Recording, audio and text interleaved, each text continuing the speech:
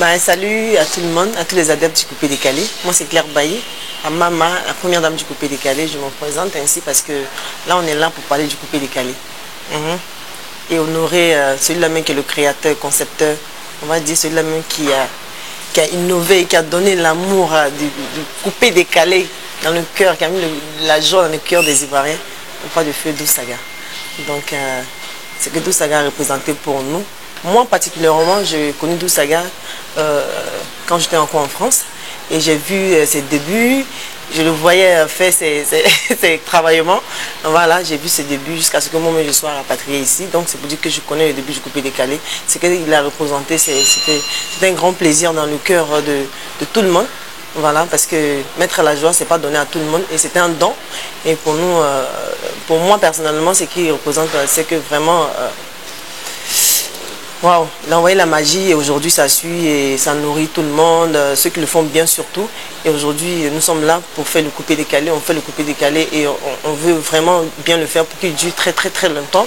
Parce que c'est quelque chose que les gens banalisent souvent et que les gens arrêtent parce que c'est un truc qui est vraiment costaud que ce monsieur a créé. Donc pour moi ça représente vraiment une grande chose que je n'arrive pas vraiment à décrire.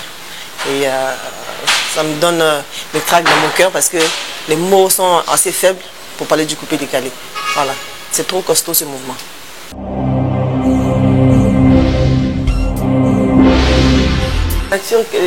La relation que j'avais avec Dousaga, c'est que, comme je le dis, c'est quelqu'un que j'ai connu depuis l'Europe.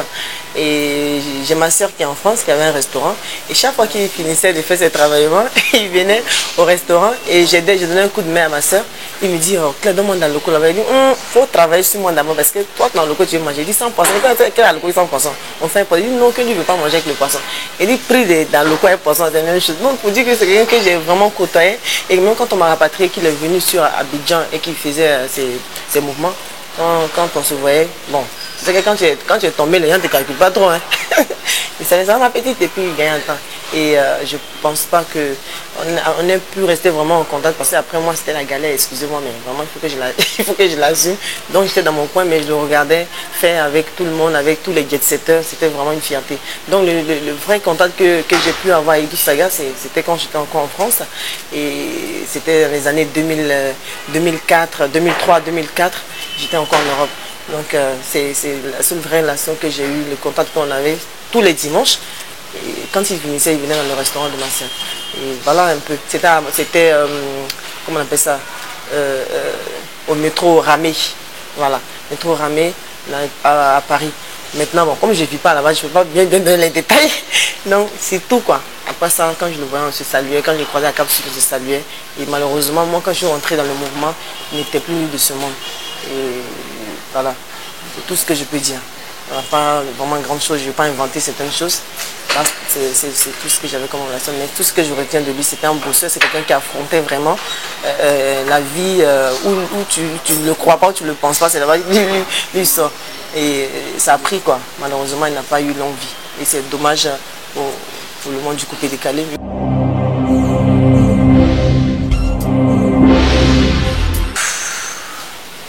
Ben, comme toute bonne personne, hein, je pense que personne ne souhaite la mort de quiconque.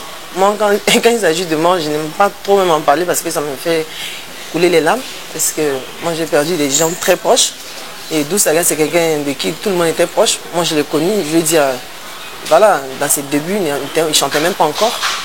Et c'était vraiment dur. C'était dur de le voir malade. Et dans sa maladie, il se battait. Je voyais qu'il aimait la chose parce que malgré qu'il était malade, il montrait quand même ses montres. Il disait que non, ça va aller et tout. Moi, ce que je peux dire, voilà, c'est un génie dans l'art. Et son départ était vraiment très triste. Et on ne l'oubliera jamais, quoi, parce que c'est un mouvement qui fait fort. Voilà. Aujourd'hui, on chante tous le coupé décalé, on fait tous le coupé décalé, mais que les gens veulent ou pas, pour ceux qui le font bien, pour ceux qui font bien ce travail, ça nourrit son nom. Donc, vu le créateur, concepteur qui nous a quittés aussi tôt, si jeune, ça ne fait que faire mal, quoi. Voilà. Désolée si ma voix a un peu changé, mais là, on parle de mort. Donc, je suis vraiment désolée. Et ça fait vraiment très mal. C'est triste pour sa famille, c'est triste pour le milieu du coupé décalé. C'est vraiment triste. Et moi, je l'ai pas bien pris. Et quand je dis bien pris, on ne peut pas bien prendre la mort. Et c'est arrivé, c'est arrivé. On ne peut que prier Dieu pour que son âme vraiment, réellement repose en paix. Pour tout ce gros mouvement qu'il a pu mettre en avance. Et voilà, que son âme repose en paix parce qu'on n'oubliera jamais. Moi, je ne l'ai pas bien pris, mais au fur et à mesure, il est mort, on est tous venus pour partir. Hein, et je pense que c'était son heure, il est parti, que son âme repose en paix. Voilà.